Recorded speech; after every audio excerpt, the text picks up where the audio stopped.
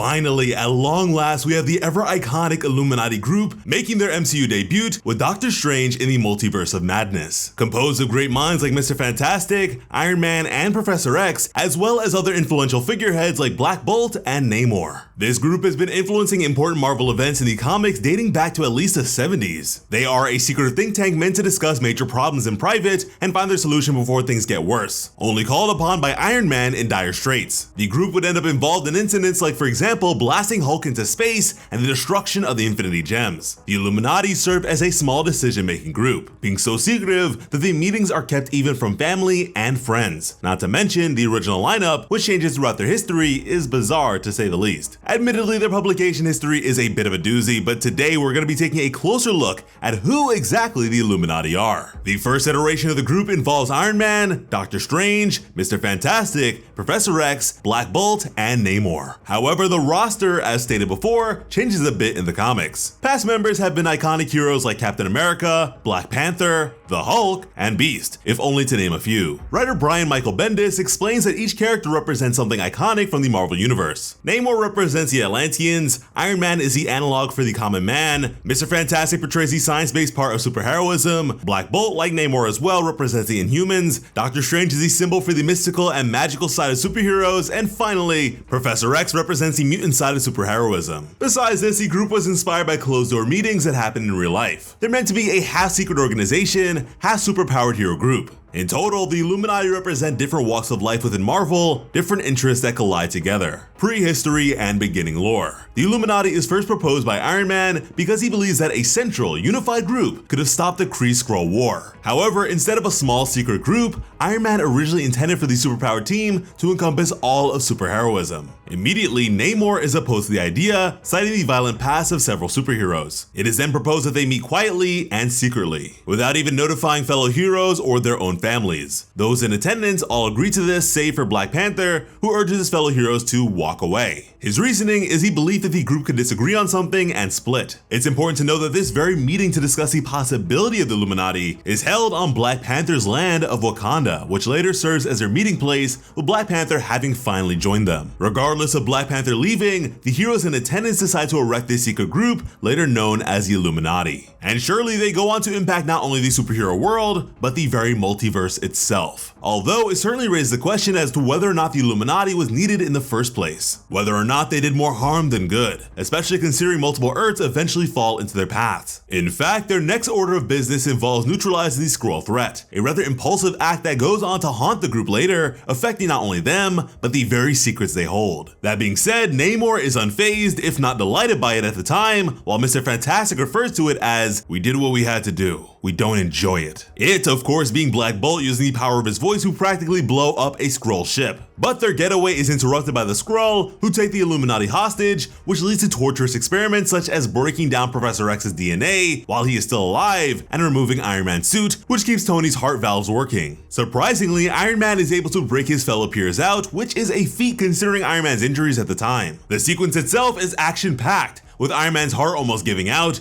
an outer space shootout, and Doctor Strange plus Professor X using their ability to fool the Skrull escaping home. Later on, Professor X makes a startling revelation that he brings to the Illuminati. They meet in the Inhuman City, where Professor X details his belief that the Beyonder, a cosmic entity that forced people from Earth onto a battle world in order to fight to the death, was not only an Inhuman, but also a mutant. And this comes as a surprise to the group. It wasn't believed that a mutant could be an Inhuman. Now, what do they plan to do? The answer is simple. Bring Black Bolt along to the Planetoid series. As an Inhuman, the Beyonder will beg for forgiveness from Black Bolt. This is due to the fact that he is seen as a king to the Inhumans. Oddly enough, the only person not present is Iron Man, who Mr. Fantastic hasn't heard from in some time. Once they arrive at the Beyonder's location, they notice he has created a replica Manhattan, including replica Spider-Man, Luke Cage, and Iron Fist. The Beyonder, bizarrely, interacts with the puppets he has created, at least until he notices the Illuminati. They break the news to the Beyonder that he is not only inhuman, but mutant as well, and that his very existence upsets the natural order. This confuses him naturally, but his puzzlement dissolves into a frantic display of what the Beyonder believes to be their wildest dreams. One such event is Namor's own people attempting to claim the surface world. Of course, none of this is real. Black Bolt, through Namor, commands the Beyonder to stop, to leave the universe and never return. And he does so, his previous form now winding away into dust. But there is eventually trouble in paradise. Iron Man is informed by Maria Hill of the destruction caused by the Hulk in Las Vegas. Originally, Iron Man rebuffs her. He tells her that Bruce Banner cannot control it. Maria then tells Iron Man that she is doing everything she can to stop the Hulk, but is he? She further brings home her point, stating Capitol Hill could use this in action against the heroes. Iron Man then calls an Illuminati meeting, which holds all the OG members save for Professor X, during which Namor is immediately opposed to the idea of sending Hulk into space. It's not because he has an allegiance with Hulk or values him as a fellow hero. Simply, Namor is greatly disgusted by the fact that they would send someone they work so closely with, someone they consider a friend, into space as if they are abandoning him. He even takes shots at both Iron Man and Mr. Fantastic regarding the issue. Of course, his unwarranted criticism spurs Mr. Fantastic to argue back. The group assembled from Iron Man to Doctor Strange has done practically everything within their power to help Bruce Banner. Doctor Strange himself chimes in, mentioning the time he sent Hulk to the crossroads. Namor's own anger over this boils over and he attacks Iron Man, which leads to a brief underwater tussle. Doctor Strange breaks him up, but Namor is still adamant that he won't have any part in this plan and leaves. It was something he was so against that he even voted against it previously. Iron Man's plan is then explained in greater detail. The Hulk will only listen to someone familiar, like Nick Fury. Unfortunately, Fury is gone. Therefore, S.H.I.E.L.D. has been using a life model decoy of Fury, which Iron Man plans to use to coax the Hulk up to a satellite that is malfunctioning. The AI aboard will distract Hulk while he is sent far, far away into space, where he won't be hurt, nor will he hurt others. So yeah, they pretty much tricked the Hulk onto a shuttle and then gave the guy a whole lot of space. And as you might imagine, sending a big angry giant into the vacuum of space doesn't end very well. This action radicalizes the Hulk against them, but creates an almost second battle world scenario. Ultimately, the Illuminati does meet once more, and Namor is even invited. They meet to discuss the iconic and later disastrous Superhero Registration Act. For context, this act would require heroes to register with the federal government, essentially becoming employees of S.H.I.E.L.D. They would have someone to answer to. Iron Man believes the group should come out in favor of it, suggesting that they cooperate so no one is made an example of. Namor mocks him for this, telling the armored hero that he is simply bowing to the powers that be. Yet again, Namor proves to be a spot of rebellion within the group, and later on he'll even refuse to offer help.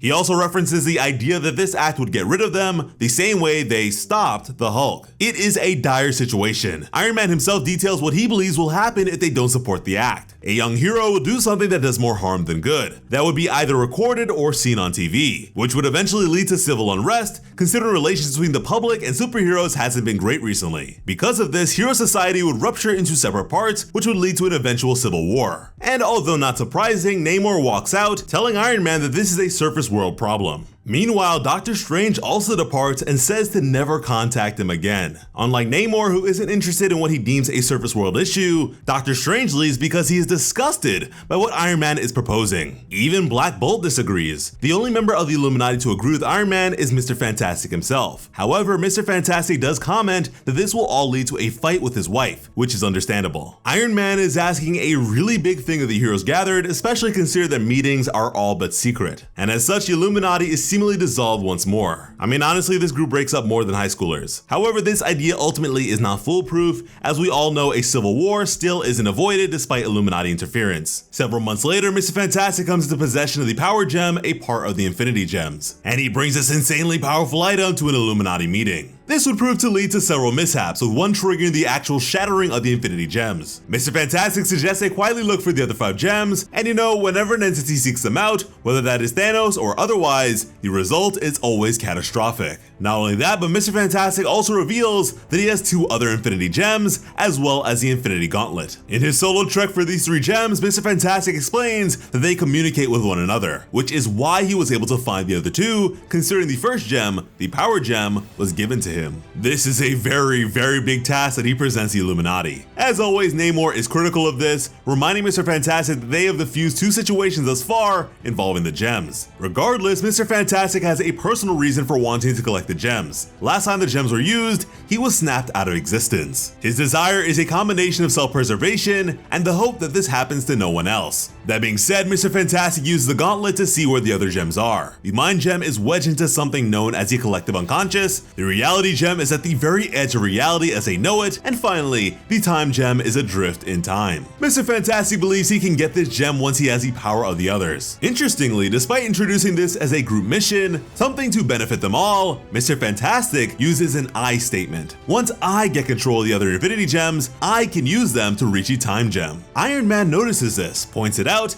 and Mr. Fantastic corrects himself, but simply, it just goes to show that despite operating as a group, the Illuminati, there is still some residual individuality. Regardless, this leads Namor, Professor X, and Doctor Strange to travel into the collective unconscious of the universe. Once there, in a landscape not unlike the Path's realm of Attack on Titan, Professor X realizes that the mind gem is not inside the collective unconscious. It is the collective unconscious. The landscape is massive with a crystal lake underneath them. Professor X also works out that the landscape is only massive and all-encompassing because they themselves believed it to be so. Therefore, perception becomes reality in such a way that Namor believes he was the reason this gigantic monstrous sea creature was summoned beneath the group. Meanwhile, Iron Man, Mr. Fantastic, and Black Bolt utilize the power of Black Bolt's voice in order to rip a hole in reality, which Iron Man so bravely sticks his hand into. Unfortunately for him, the reality gem begins to literally disintegrate his arm, despite Iron Man wearing his armor. In desperation, in panic, Mr. Fantastic puts on the Infinity Gauntlet. He uses the gem stored on it, minus the Mind Gem and Time Gem, to return Iron Man to his fully intact form. Might we add, the force of using the Gauntlet is enough to shake the Baxter building. Once all the other gems are brought together, they bring forth the Time Gem. Yet, despite other members' protests, Mr. Fantastic does not remove the Gauntlet. Iron Man pleads him to, while Namor threatens to take it from him, even if he dies. But before any real violence or separation can happen,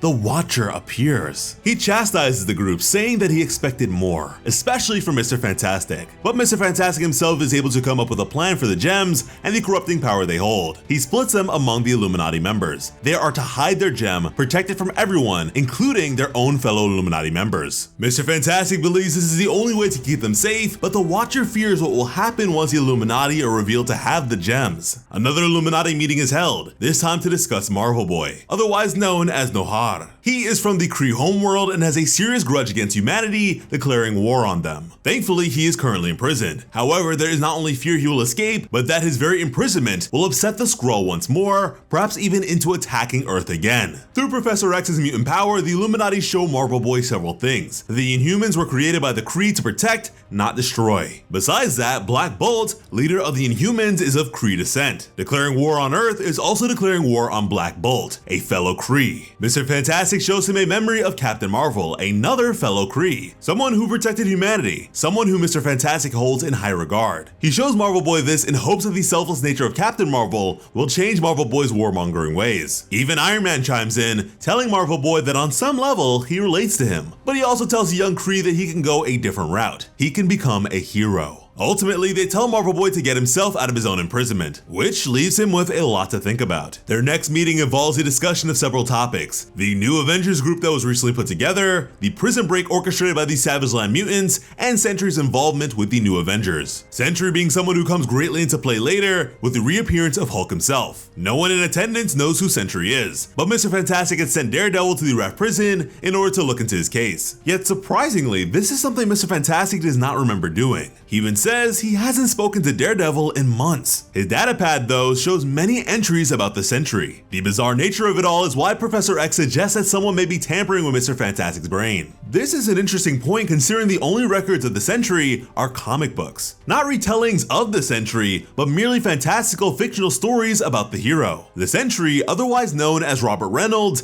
has a very distraught reaction to this and the news that his wife isn't dead. These revelations are enough for him to teleport away, only to be found once once again by the Illuminati and other superhero forces. It all is still not well. Sentry breaks down, crying that now the void will come. The heroes are then suddenly attacked, the force of which crumbles cement and sends them flying. They battle these inky black tendrils, which are revealed to be caused by the void, a giant flame-like monstrosity. The heroes plan to stop the void with Robert Reynolds' help. Of course, his plan means a barrier has to be erected in the fight, which is a collaborative effort between Susan Storm, Doctor Strange, and Iron Man. But plot twist, the void is caused by the very power the Sentry has. He even laments that it may be a punishment. Perhaps even his faulty memory is a result of his own design. In fact, other heroes have memories of the Sentry. They're just locked away the same way Robert Reynolds' memories of being the Sentry are. An entire flood of the Sentry is locked away, repressed. However, Emma Frost manages to get into the Sentry's mind and plans to find exactly where Sentry lost his marbles. Through his memories, Emma Frost finds something interesting, something that is blacked out on the wall of memories. Clearly, it is meant to stay hidden. Emma Frost uncovers it, which leads to a flashback of Jason Weingrade, otherwise known as Mastermind. Using his power, Mastermind causes Sentry to not only forget who he is,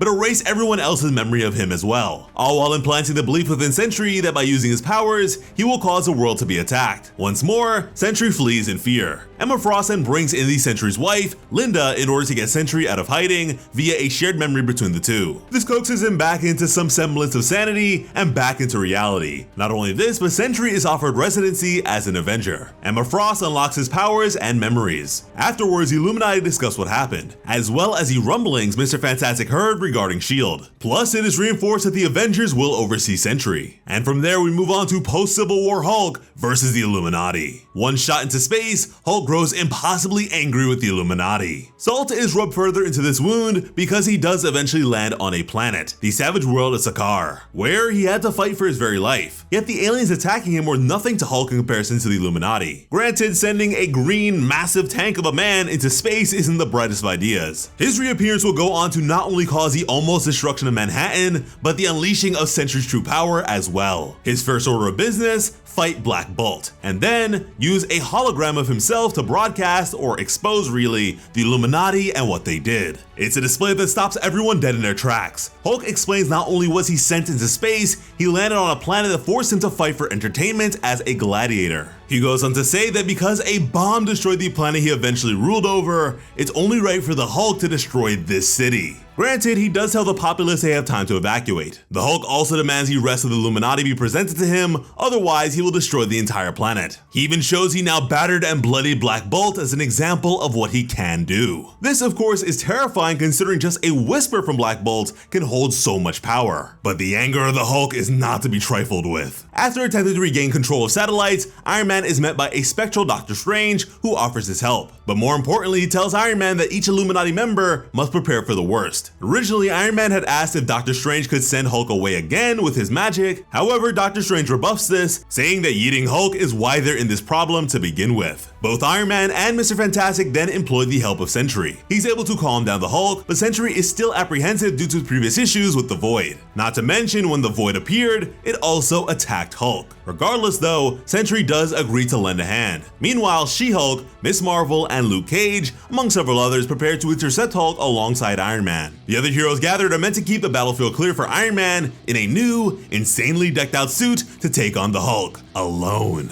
He begins to fight Hulk, their clash powerful enough to literally shatter windows of a rather large building. Iron Man goes on to say that this entire debacle was his fault, but regardless, he will do everything in his power to protect the people. Now, what exactly is his plan if even the strongest Inhuman, someone Spider-Man refers to as the second strongest person in the galaxy, fell to Hulk, injecting nanobots into the Hulk to suppress his powers, followed by a missile which does not stop the Hulk. It simply brings him back to when his planet was bombed, to when his wife died. And understandably, this only enrages him further. He sends Iron Man into Stark Tower and begins to beat on him barbarically. The Hulk is so overcome with rage that he is the ghost, the very antithesis of Bruce Banner at this point. Meanwhile, Iron Fist reports the damage done to Iron Man to Doctor Strange. He pleads with Strange to use his magic and send the Hulk away, but like Iron Man, Doctor Strange believes that because this was part of his doing, he must be part of its undoing. Echo suggests killing the Hulk.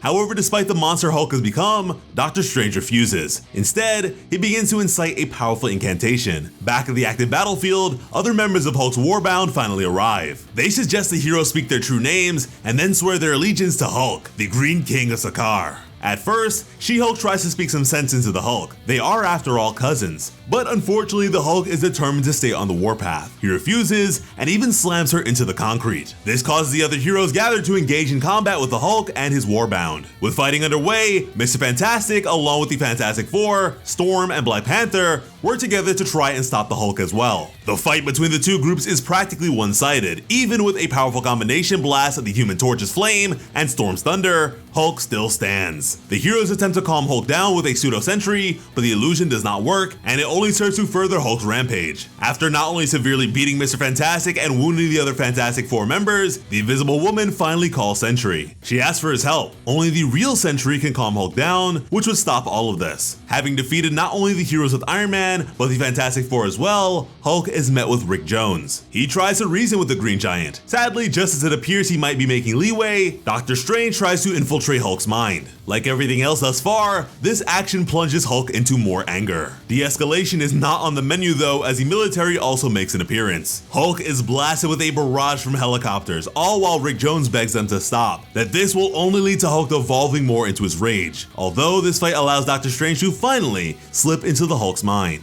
Strange offers sympathy, saying he is still Hulk's friend, and that he only wants to help him. It seemingly calms the Hulk within this mindscape they share. He reverts back into Bruce Banner. There's a sense that Doctor Strange is finally getting through to Hulk, but ultimately, it was a ruse to get Doctor Strange to appear physically and not by way of his spectral form. Hulk takes the opportunity to smash Strange's hands and then comes back into reality. He begins to destroy the tanks that were shooting at him, as keep in mind these are not just helicopters, there are ground combatants of the military as well. While Hulk continues his violent rampage of the city, the president appeals personally to Sentry. It is difficult to bring him into this. The man is not only agoraphobic, but suffers from mental issues as well. This cry for help seems to be their only option. Regardless, back in the city of Manhattan, Hulk is preparing an arena. One of his fellow Warbound, Korg, suggests they stop. The humans here already know they're monsters. There's no point in continuing now. However, Hulk merely tells him to never stop making them pay. The Warbound arrives at Doctor Strange's abode, attempting to locate him. While there, it is revealed that the captured Illuminati, save for Namor who refused to send Hulk into space, have been implanted with obedience discs. The same technology that subdued the Warbound and Hulk on Sakaar. In an act of desperation, Doctor Strange summons the demon Zom. Having assumed this power, Strange is able to easily knock out the Shadow Priest sent to retrieve him. Doctor Strange seemingly loses control, something that even the Warbound comment on. In fact, Strange himself drives his own mystical hand through Hulk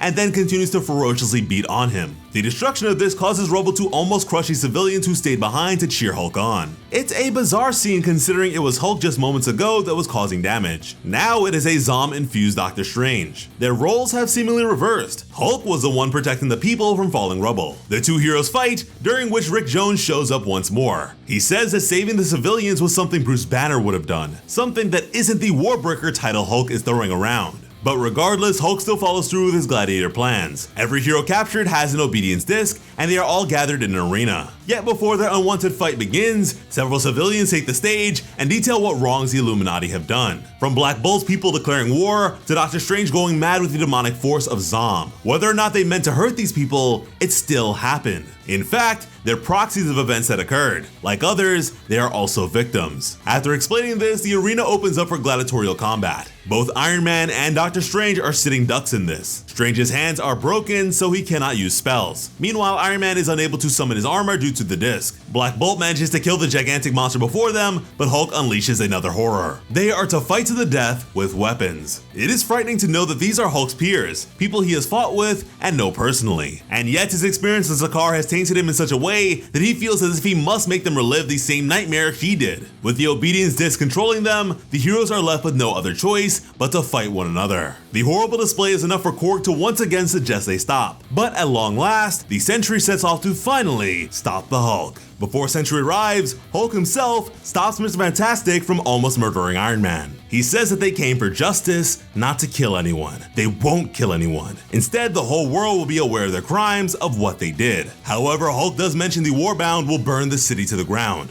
Yet just as he says this, as if it's poetic justice, Sentry shows up. He tackles Hulk. The power he's using is enough to cause destruction through these several buildings they pass through. In fact, Sentry's energy level engulfs the area around them as they fight. During this almost catastrophic fight, the Warbound try to help Hulk and protect the heroes they literally enslaved moments ago. Their reasoning: they won't watch another planet die like this. Back with Hulk, he continues to take quite the beating from a maxed out, almost out of control Sentry. FYI, he has the power of 1,000 exploding suns, is quite possibly the most powerful person in the universe, and he is no longer holding back. Before both are mutually destroyed by satellites, the two transform back into their civilian personas, Bruce Banner and Robert Reynolds. Meek cannot stand this. He attempts to bring back the Hulk. However, Rick Jones intercepts him, taking a spear through the chest. Of course, this causes Bruce Banner to fly into a rage, transforming into the Hulk once again. He begins to beat Meek very savagely. All the while, his other Warbound try to stop him. While on the ground, most likely bleeding out, Meek tells the Hulk that he was the one who blew up the planet, killing so many, including Hulk's wife and unborn child. Meek acts as if he did it for the benefit of the Hulk, for the benefit of the World Breaker. Hulk then practically implodes. He gets so angry that his very footsteps cause massive fissures on concrete. Not only that, but his power is enough to threaten the eastern seaboard. Though thankfully, Iron Man is able to use the satellites above them to negate Hulk's power, thereby reverting him back to Bruce Banner and finally closing the chapter of Hulk's disastrous rage. After both the events of World War Hulk and the Civil War, Iron Man calls an Illuminati meeting once more. Iron Man tells him of a dead Skrull dressed as Elektra and posing as her in Japan. Iron Man's own resources are unable to find the real Elektra, and he blames what they did to a Skrull ship previously. This undercover Skrull, who they couldn't detect, is perhaps the result of their actions within the previous year. Being a man of science, Mr. Fantastic immediately suggests an autopsy, while Namor questions Iron Man's belief that this may be a war. But in a surprise twist, Black Bolt is unveiled to be none other than a Skrull. He confirms Iron Man's worst belief: the world is no longer their own. A fight breaks out, and Mr. Fantastic instructs Iron Man to take the Skrull body and leave. The Skrull before them only wants the imposter Elektra body, so it must be valuable. They manage to kill the invader, but alas, more Skrulls show up. It appears as if their fear of another Skrull invasion is a very real possibility. After Iron Man is able to repel these Skrull invaders, they discuss the fact that this was not an assassination. This was a tactic meant for the Illuminati to doubt one another, as in fact they have no real idea how long this Skrull was posing as Black Bolt. Furthermore, Professor X comments that these Skrull's thoughts were like Black Bolt's. He had no reason to believe the imposter was not the infamous Inhuman King. The Skrull's plan seems to work. The Illuminati itself is based on trust. They meet in secret and hide even from their own families. And yet it creates a very real scenario that they can no longer trust even each other. As in typical Namor fashion, he flies off remarking, "I don't trust any of you." A sentiment which is shared amongst the group. Not surprising, but the Illuminati break off once more. And once again, a meeting is called by Iron Man. However, due to the whole Skrull posing as Black Bolt thing, Medusa, Black Bolt's wife, shows up in his place. Iron Man called the Illuminati in relation to the Infinity Gems they had previously split among their members. Yet again, the gems prove to be possibly more than the group can handle, especially later on. That being said, Mr. Fantastic's gem was stolen, and Red Hulk detailed a fight he had with someone in Death Valley who was carrying a red gem. Yet the person he fought wasn't some supervillain. Red Hulk remarks that they lacked ability in hand-to-hand combat. Regardless, he knew to inform the heroes because this person still kicked his ass. Knowing that due to Black Bolt's death, his gem could also be stolen, the group head to Black Bolt's former city. Interestingly enough, they are intercepted by Captain America and other heroes. Cap demands to know what's going on, and at first, Iron Man tries to divert. He asks if they can talk privately. Captain America only pushes further, so Iron Man tells him that the Illuminati have been meeting in secret since the Skrull-Kree War. Enraged by this, Captain America chews into Iron Man. Not only was his secret kept among such a small group,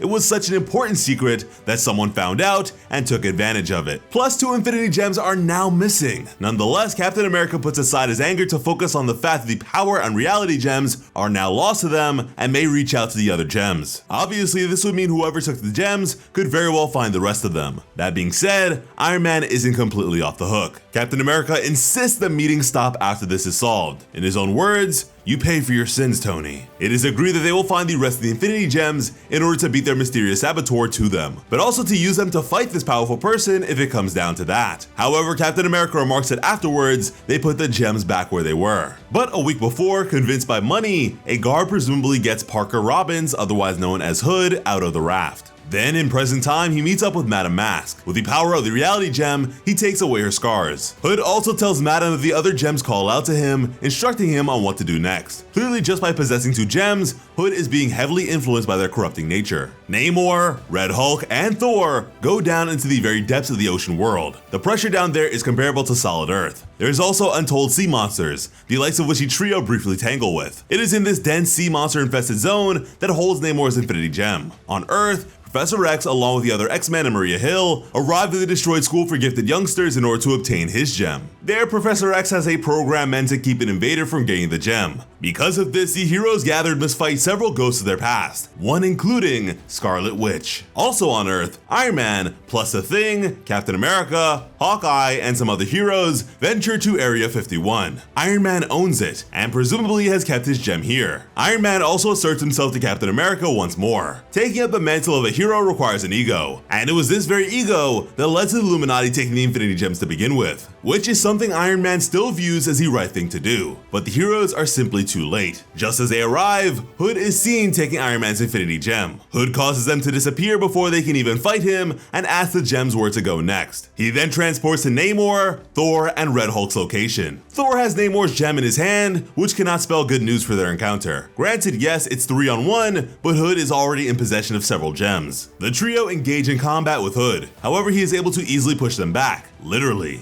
The Watcher observes behind them, commenting that Hood will be the first human to gather all the Infinity Gems. Yet despite this tremendous power he has, Hood is still inexperienced with his own abilities, nor is he aware of the history or turmoil the gems have brought. The Watcher goes as far as to call Hood a fool and naive, most likely because Hood is ignorant to the true power he wields. Regardless, both Red Hulk and Thor still hold Infinity Gems, so perhaps a more fair fight. That being said, Iron Man's group was transported to the deserts of New Mexico violently. The group was thrown against rocks with such force that Iron Man believes some of them to be dead. Before Hood can be stopped, he disappears, leaving the heroes with 2 gems and Hood with 2 as well. Spider-Man comments on the fact that the Watcher is present, and nothing good can happen when the Watcher is around. And this only seems to magnify the dire straits before them. A power-hungry, inexperienced criminal has 2 Infinity Gems, which they literally stole, while the heroes themselves are at a disadvantage. Nonetheless, they resolve to help the others obtain the gems. At the same time, Professor X and company find themselves face to face with Hood, who has now taken Professor X's gem, putting him back at 3. As the saying goes, desperate times call for desperate measures, so Professor X attempts to get into Hood's mind, for the sake of influencing his actions, what very clearly goes against the very rules Professor X set for himself. Yet Hood fights back without even knowing it due to the Mind Gem. Hood defeats the heroes gathered and then sets out to the final gem, the gem Doctor Strange hid. This Infinity Gem is in the astral plane, wrapped up in a containment spell. The location is so niche that only Strange knew where it was. But the gems continue to call out to one another, which leads Hood to its very location. Unfortunately for him, Thanos beat him to it. Now in possession of the Soul Gem, the stakes have been risen further, especially considering, unlike Hood, Thanos knows exactly how to use the gems. Thanos offers to give Hood whatever reality he desires in exchange for the gems. As arrogant as he is, Hood refuses. To this, Thanos mentions that not only has a human not held all 6 gems, they haven't worn the Infinity Gauntlet either. But as Mr. Fantastic has proven earlier, this is untrue. Perhaps to further dissuade him, Thanos says that Hood will cease to exist, which comes off more as a threat than anything else. Thanos goes on to state that unlike Hood, he was born, created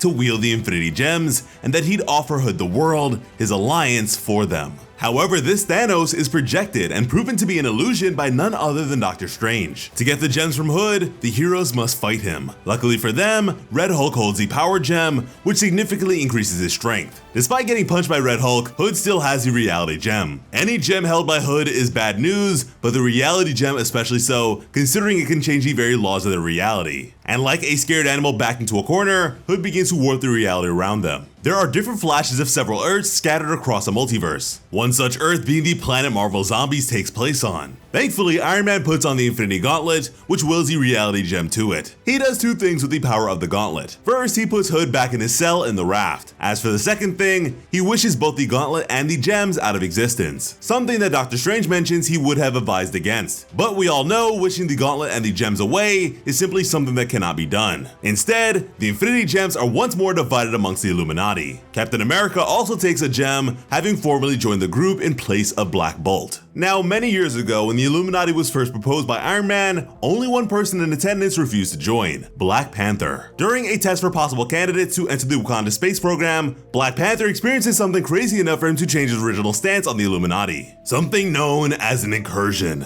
an event caused by two universes colliding, their Earths meant as a point of collision. Unfortunately, this causes apocalyptic ramifications in the timeline, meaning a domino effect of Earths being destroyed and entire universes wiped out. However, there is a bit of silver lining. An incursion can be detected, possibly even avoided if one of the Earths is blown up before the point of collision. And this is exactly what Black Swan, a mysterious woman Black Panther took custody of, did, preventing the Illuminati's Earth from being destroyed as well. Regardless, there is a time frame to save the multiverse. An incursion only lasts 8 hours, meaning the Illuminati will be under a hefty time crunch to not only save themselves, but the very universes at hand. This very apocalyptic scenario is why Black Panther calls for a meeting. It affects not only him, but the entire multiverse, including Black Bolt, who was actually held captive by the Skrull Empire, with a Skrull impersonating him during Secret Wars Inhumans #3. Now, this Illuminati meeting, as they tend to be, was not without its issues. It is marred by the relations between Namor and Black Panther. Both of their nations are at war with one another, and Black Panther is left vengeful enough by it to promise that he will kill Namor after this is all solved. Nevertheless, destroying another Earth is a grave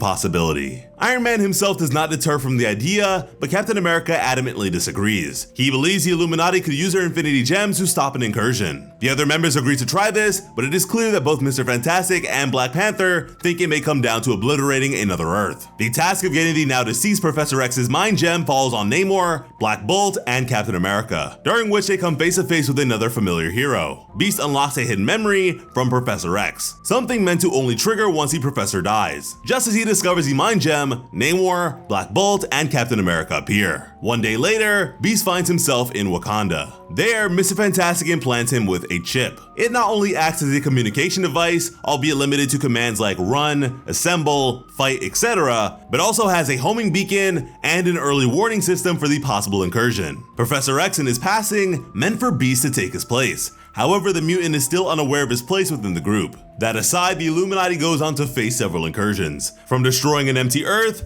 fighting, and then ending an alternate Earth that is not empty, to finally creating a lifeboat meant as a last-ditch attempt to avoid the catastrophic destruction of the multiverse. Not to mention building weapons meant to obliterate other Earths for their own self-preservation. However, the incursions themselves are such a hefty bit of comic lore that they deserve an entire video themselves, so we'll talk about the first one. The first one, which implemented and ultimately broke the Infinity Gauntlet. They agree Captain America should be the one to wield it, and he does. He pushes away the other Earth. But as we all know, using the Infinity Gems is not without consequence. All of the Infinity Gems, save for the Time Gem, shatter. No gems, no gauntlet. And none of the members are really sure why it happened. Regardless, Namor punches Captain America out of anger, yelling that Captain America has killed us all. Tensions only continue to rise. Captain America refuses to bend his ideals to allow even discussion about destroying other Earths. He tries to employ the support of Black Panther, but even the Wakandan hero sides with the Illuminati. The group coldly erases Captain America's memories of the group. To him, it is as if the Illuminati never existed. The depravity of it calls for whether or not taking away Captain America's voice in the discussion was for the best. Regardless, the final incursion tests the entire Illuminati. Due to the death of the multiverse, only Mr. Fantastic and Black Panther survive. Mr. Fantastic even tries to save his family, but to no avail. The incursion is more ruthless than they could have ever imagined, but there is still a place to run to. Dr. Doom creates Battle World 2.0, which is formed from bits and pieces of the now destroyed universes. And this is exactly where the Illuminati end up. Not only that, but it is revealed that both Doctor Strange and Namor survive the multiverse dying. However, they end up facing grisly ends either way. Both die by Dr. Doom's hand. This grim reality is fixed though. Given Molecule Man's powers, Mr. Fantastic restores the multiverse, which also undoes all the debts incurred. The Illuminati has influenced so many major events for better or worse, and have broken up more times than you can count. But what do you think? Did the group do more harm than good? Let us know in the comments. I've been Slice of Otaku of Plot Armor Comics. Thank you all so much for watching and have an awesome day. I love you.